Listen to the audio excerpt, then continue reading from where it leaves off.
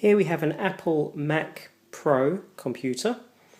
We're going to be looking at upgrading the RAM and the hard drive, more particularly the hard drive, but we'll take a look at where the RAM sits in this system as well, for those who are looking to upgrade their RAM also.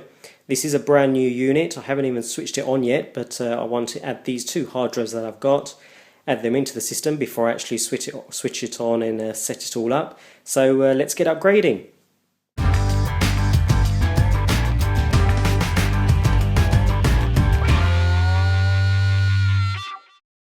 It's always advisable to buy your Apple computers or laptops with the lowest RAM and the lowest hard drive if you're looking to upgrade anyway.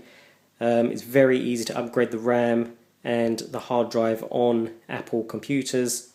Unless you have an iMac, upgrading the hard drive on an iMac is slightly more complex. But again, upgrading the RAM is quite easy. In these particular Mac Pros, upgrading both is a relatively simple process. So I've purchased this unit with only a 1 terabyte hard drive, and I'm going to adding the two hard drives you can see in the bottom corner there. Both of these are 2 terabyte Samsung SpinPoint drives, both 5400 RPM.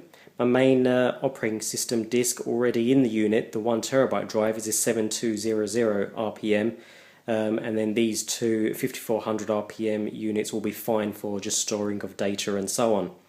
So I'm going to be adding both of these units into the system, and we'll take a look at where the RAM sits as well. Both of the RAM and hard drive components are user serviceable, so you are allowed to open your system and upgrade these parts without voiding any Apple Care or Apple warranty. So let's get stuck in and open this unit up. Okay, so we can see the rear of the unit here. So there's the power, there's the graphics card, nice big fan here for plenty of cooling, your USB ports, your mini display ports and the DVI port in the graphics card, some USB ports, FireWire ports, optical ports and network and so on. So pretty much standard for most Mac Pros across the range. Now the part we're looking at is this part here. This releases the actual side cover so we can get into the system. So to open the system up, we simply pull on this and the side cover will release, as you can see here. So with the side cover released, we just pull to remove. And there we go, there's the inside of our unit. Let's take a closer look. Okay, so now that we have the unit open, we can see that most of the parts inside the unit are covered. There's only the basics that are open. We've got the RAM in the bottom right corner there. We've got the graphics card, which is the red card you could see on the right side. And we've got the 4 slots in the middle of the unit, just above the graphics card, which is where we're going to be inserting our hard drives. So let's take a closer look. So as we can see here, this is where the RAM is located. It's in the bottom corner of the actual system. Very easy to get to. All we do to upgrade the RAM is pull the two tabs apart, the two clips here, apart from the side of the RAM, and the RAM will pop up, just like you're changing the RAM on any other computer. Now this one, as we can see, has got 6 gig of RAM in this unit. We've got 4 slots, so I have got a slot at the back there that's free, but 6 should keep me going for now. So very easy to upgrade your RAM. Check the actual speed and everything of your RAM before you actually purchase some new RAM. Try to get a matching speeds and so on. But very simple and easy to upgrade.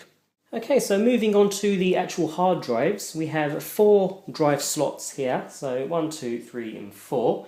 They're all labelled up in the bottom corner. You probably can't see that in the camera, but they are labelled up very slightly as 1, 2, 3 and 4. Drive 1 will have the main drive in it that's come from factory, so I can remove that. There we go, we've got my 1 terabyte drive there. So that's as it's come from the factory, that will slide straight in. Drives 2, 3 and 4 are currently empty. So if I remove one of these, we can see that's empty. One point to note is that already has all the screws and so on attached, so all we'll have to do is sit the hard drive on top of that, screw that into place just like this one is done. So the hard drive sits on top and it's simply screwed into place with the 4 screws, and we'll slide that back in. So I'm just going to go away and put the other 2 drives onto their brackets, and then we'll insert them into the system. Now all hard drives, like the new one I have here, this is my 2TB Samsung SpinPoint drive. All hard drives have some standard threads for you to screw into. These are standard on all hard drives no matter which make or model you get. The 4 we're looking for are the 4 at the bottom here. Again, they'll be standard on all hard drives, so we don't need to worry about buying a specific type. Also, just a quick note in regards to the actual bracket. We can see that the bracket has got the screws already attached. Now on each side of the screw is a little rubber, it's like a rubber washer, so on each side of the screw. And when you attach this to the hard drive, as the hard drive vibrates, because it's a spinning disc after all, that vibration will hopefully be reduced by these rubber washers here. It will also help keep this secure onto the drive for long periods of time. So if we take the hard drive, make sure that the actual connector, the SATA connectors of the hard drive are pointing out, and then we're going to sit the screws in line like so.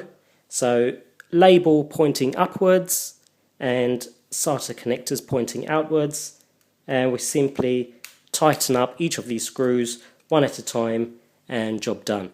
Okay, so now that I have both of my drives here securely on the caddies, very simple. So we can see this is drive number 3, so it should go into the 3rd slot here. You line it up in the slot, push, and it clicks into place. Again, same with this drive, it's labelled up as number 2, so I'm going to insert it into bay 2 here, and push into place. Now that's it, that's our hard drives installed. What we're going to do now is put the case back onto the side, and then put the latch down and close the unit up, and then power it up and format the drives, and you're good to go.